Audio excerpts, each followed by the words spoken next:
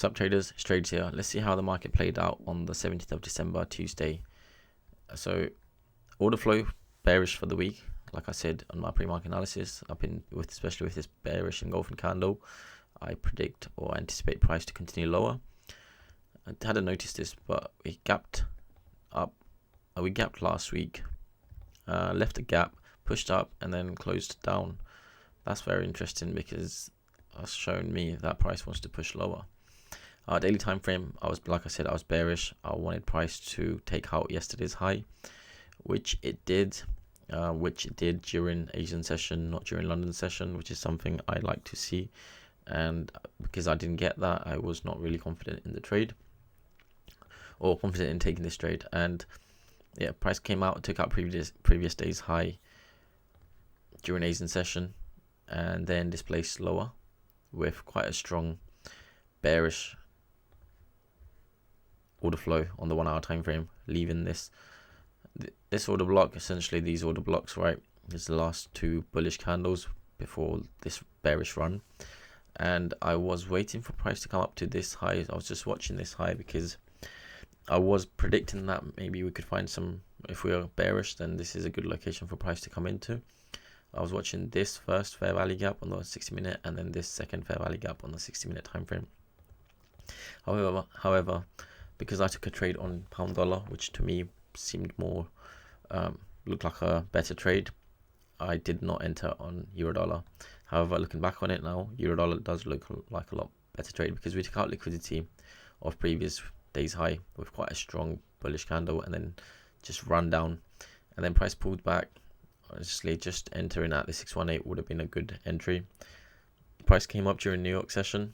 We started rejecting this New York open right here. And after seeing that, I thought, okay, cool, maybe we're going to continue lower. And I didn't see much displacement going on. And then the price just ranged sideways until it came back up and took out the highs of the New York session during London, well, post-London close. And then closed down with quite a strong bearish fair value gap, leaving quite a strong imbalance, which price tried to close above, failed, and then displaced lower again until it pulled back and then continued lower. I wasn't trading at this time. I don't usually trade after 4 or 5 p.m. UK time, but looking at it now, I could have set my orders here and let the trade run. I was waiting for it. Had it been during the day, I would have traded this.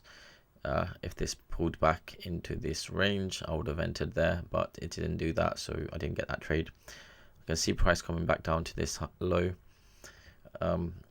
Tomorrow got FOMC, so I'm just going to wait out until 7 p.m. and see what price does.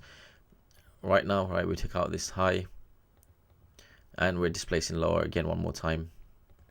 So essentially we could see a pullback into the 618 here, or maybe not even to the 618. We can just pull back into this fair value gap and continue lower down to this low. That's a good trade. I'm going to set a limit order at that 618 pullback and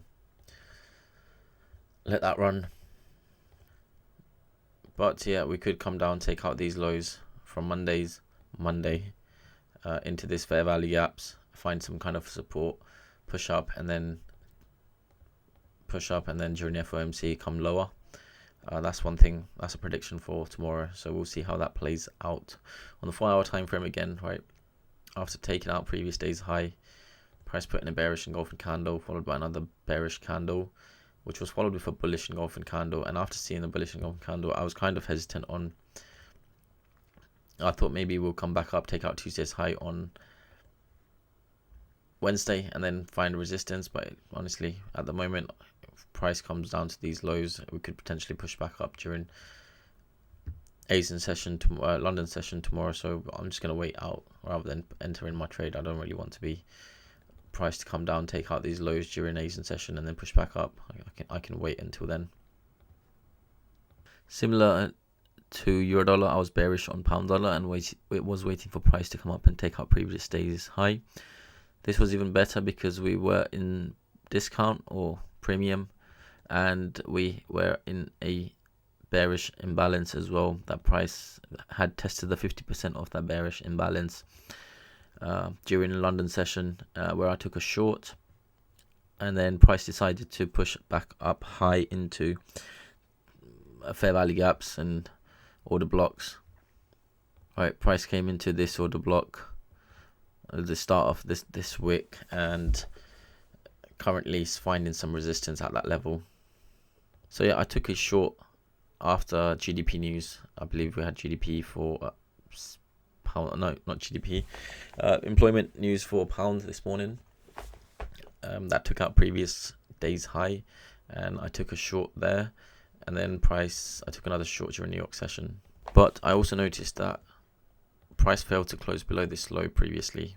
Although it closed below on the daily time frame, it failed to close below on the 240, displaced up, closed above this order block, making it a breaker, came back down and tapped into that breaker during London session, just before London session, before pushing up for during the news. And to me, that was again another sign that we could potentially continue higher up. And then price decides to push up into the 60-minute order block, which also happens to be around this fair value gap, although it closes above that fair value gap, and then finally finds some resistance. So pound dollar, I'm just going to wait for tomorrow for price to take out the highs one more time before I look for any trade to go short. Yeah, during New York session, we had a market structure shift at previous day's high after taking London's high with a channel with RSI divergence. For me, that's a good trade, and it was just got stopped out, which is fair. Then I got another trade during or post London close. I don't really trade this time, but it's the 3-peak pattern. We had a fake market structure shift here during the first peak, another fake market structure shift on the second peak, and then price takes out liquidity of this peak, displaces lower with this fair value gap, and somewhere around in fair value gap is a good entry. But I'm not trading that time, so that's what it is. Going to wait for price to come up and take out the highs tomorrow, and then look for any trades if there is any opportunities. So let's go for tomorrow.